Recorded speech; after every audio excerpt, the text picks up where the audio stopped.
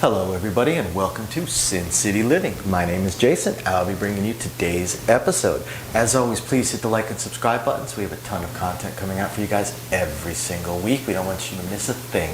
Our usual shout out of appreciation to our patrons. All those tips and support are highly appreciated. It's only going to go towards making the channel better.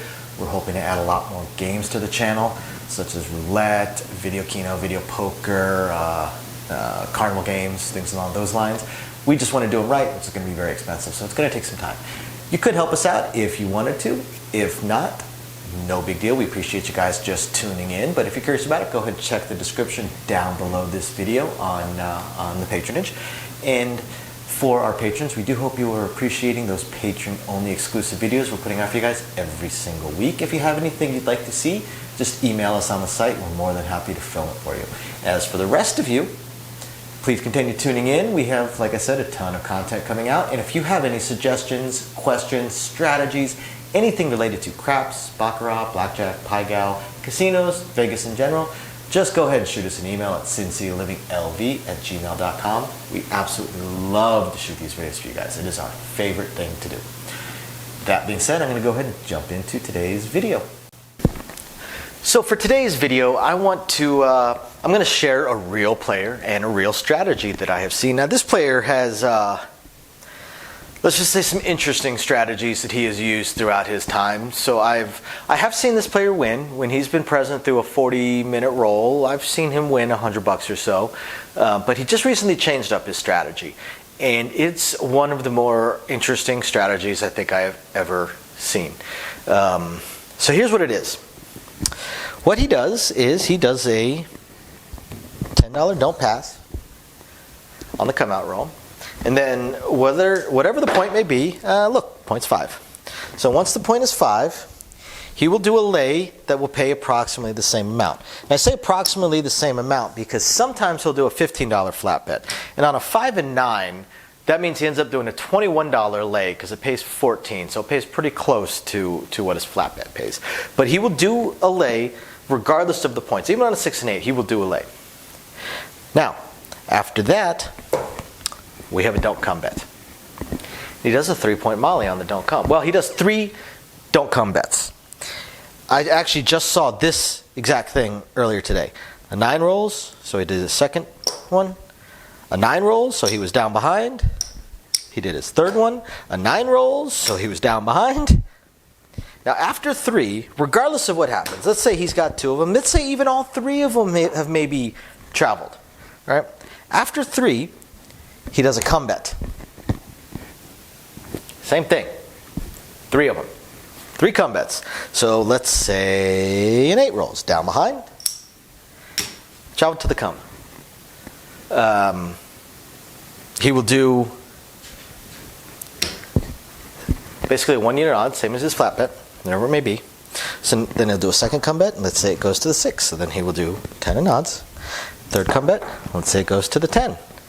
He will do 10 in odds. Now at this point, he just stands fast. He just stands fast and watches. And every number that rolls at this point, after it rolls, he will place it for 3 units. He's on a $10 table, end up placing them for 15. It's a very interesting strategy because he sticks to this no matter what. 3 don't comes, 3 comes, and then place bets. But only place bets after the roll. So I've seen his don't come. I've actually seen this where he lost all 3 don't comes because the same number rolled 4 times in a row. And then he would take his payout each time, but still only do his 3 come bets. And then after that, anything that rolls, so let's say his come bets have come down. Or let's say they were all on the 9. So he's done his 3 come bets. Right? Or maybe he's got this. We'll say this. So he's got this. His stuff is already done down behind. And so now, let's say an 8 roll. So an 8 rolls, he doesn't get paid anything. But he's going to throw in $15 and say, let me place the 8 for 15. Yes, it's improper, but that's just what he does. Maybe he'll place it for 18. Depends. It really depends on his mood. Now let's say 4 rolls. He's going to throw his 15 to place the 4. He's placing them after the point, which is something I always say is if you're going to do come bets, it's better to, since you don't get paid the first time a number rolls anyway, you might as well just not do a come bet and just place whatever point rolls, because you're going to get paid better. If instead of having this come bet on the 9, if he'd have waited and after 9 rolled said, you know, give me a $20 place bet, he's getting paid $3 more than he would if he had this. So in a way, this at least starts to make a little bit of sense once he gets into this phase of his strategy, if that's what we want to call it. Now, the other thing that he does, the last thing that I haven't touched upon yet, is what happens if a winner rolls and he loses his don't. On a shooter, he only does a don't on their first point. If they make their point after that, he will go pass line with the equivalent number of odds. So the $10 pass line, $10 odds. So now let's analyze it. So let's look at it. Well, what I could say with this strategy is that, well, this player is an uber grind player. The player is an absolute uber grind player. Now, I've seen this player buy in for 300, get down as low as, well, and lose it all. And I've seen this player color up with $100 winnings. I haven't seen this player win more than $100 using this strategy. He's been using it for about a week, every single day. But I've definitely seen him take pretty solid beatings. So let's look at why. Why would this take a pretty solid beating? Well, because the shorter rolls, the rolls that last between 1 to 3, and remember, a 7 is going to come out 1 in 6 rolls. So theoretically, you're looking at generally 1 to 5 rolls. So we'll look at the 1 to 6 rolls. Okay, so he's starting out with that. We'll just use the 5 as an example. So he's got 25 at risk to win 20. Okay. Now, let's say we get a 0.7 out. So a 0.7 out occurs. He loses this, but he wins 20. So he comes out $10 ahead. Now let's say we get a point, a number rolls, and then a 7 out. So he loses 10, but he wins 20.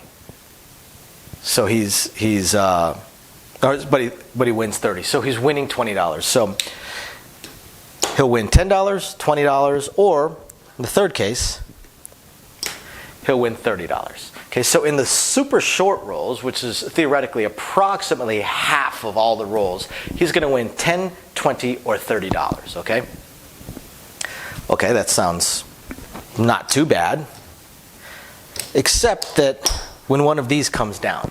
When one of these comes down, now it becomes a wash. So now, let's say the 9 came down behind the 9, and then the other one traveled. So now, and let's say he's on his first one. So now a 7 out comes, and he would lose this. This would end up being a push because he already lost 10 on it. So again, on a roll that went too long, that went 2 rolls deep, he still only won $10, just like he would on a roll that went 1 deep, if one of these comes down behind. 2 of them come down behind, and I've seen that happen. And again, he's only winning $10. What about a point winner? Well, a point winner, he loses $25. Loses $25, and his don't will travel to the 5. So the super short rolls, at most he wins $10, $20, or $30. So approximately 50% of the rolls, at most he would win $10, $20, or $30. But he also has a decent shot of only winning 10, 10, and 10 on 1, 2, or 3 roll hands, or possibly even losing money. If he down behinds all 3 of them, or gets a winner, he loses. So in the short term, on the half of the rolls that go short, he's not likely to win much, if anything at all. Now, he's going to win a little bit, but he's not going to win too much. So now let's look at the slightly longer rolls. So now we go to the slightly longer rolls. Now we're looking at the rolls that go 4, 5, or 6 rolls to the hand. Well, those are rolls where you had come bets. And with come bets, they'll travel, and since he's doing an additional bit of odds, he's looking at $20 per come bet. So the 4, 5, and 6 roll hands, he's got a lot more at risk. So, and there's chances of these coming down. He'll keep them up, and maybe they win, maybe they don't. But if his come bets end up in different spots and a 7 out finally occurs, he's likely to break even or even possibly lose, because he's going to have $20 in action that's losing on a 7 per number. If all 3 travel, that's $60. Chances are, if all 3 traveled, he had at least 1, if not 2, down behinds. So he lost those. and then a 7 out, he would win 30 bucks, but he would lose 60 plus the 20 that he already lost. So on the medium rolls, the rolls that go 4, 5, or 6 rolls per hand, chances are those rolls he's losing money. It's extremely difficult for him to win money. Yes, he's going to have those times where the same number rolls and he gets it off and on. He gets paid on some come bets. But the mid-range rolls of 4, 5, or 6 rolls before the 7 out, more often than not, he's going to lose money on those rolls. And that's not even counting if a winner comes. Or if there's a winner and then a 0.7 out. Because again, if a winner comes, then he goes on to the pass line. So this particular strategy, then after that, like I said, once he's done his 3 come bets, then he goes to the place bets. So he goes to the place bets, and he doesn't press, he just takes the same bet. Maybe every so often he might press a unit, but for the most part he just takes the same bet. So this strategy is not targeting any one thing. It's not targeting the super short rolls, because the super short rolls, he's going to maybe win 10 bucks on average, maybe. Over time, but more likely he's going to be about breaking even. Again, maybe he's winning 10 bucks on average per hand, per shooter. So that's not going to, you're grinding, you're not going to win much there, if anything. What about the medium rolls, the 4, 5, and 6 rolls before a 7? Those he's more than likely losing money. This isn't targeting those kind of rolls. This strategy doesn't target those rolls. It's likely losing money. Where's the winning point for this strategy? The winning point for this strategy is the winning point for most strategies, and that's in the longer rolls. The 8, 9, 10, 12, 15 rolls without a 7. When you start getting into the fantastic rolls. The 10 to 12 roll ones, but the 15 and more rolls before 7, those are where it's going to make a ton of money. Well, not a ton, but those are where it's going to make money because he switches the pass line and stuff like that. So, but even then, he doesn't win a lot of money, and there's a good chance that he has lost money prior to this. So this is an interesting strategy. I cannot endorse this strategy. It's one of the weirdest and worst strategies I think I've ever seen. This strategy actually gets mocked pretty unmercifully. Not to his face, of course. He's a nice guy. But it's just a horrible strategy. So I hope you guys find this interesting. Please don't do this when you're playing. And thank you very much for watching. Please hit the like and subscribe buttons. Bye now.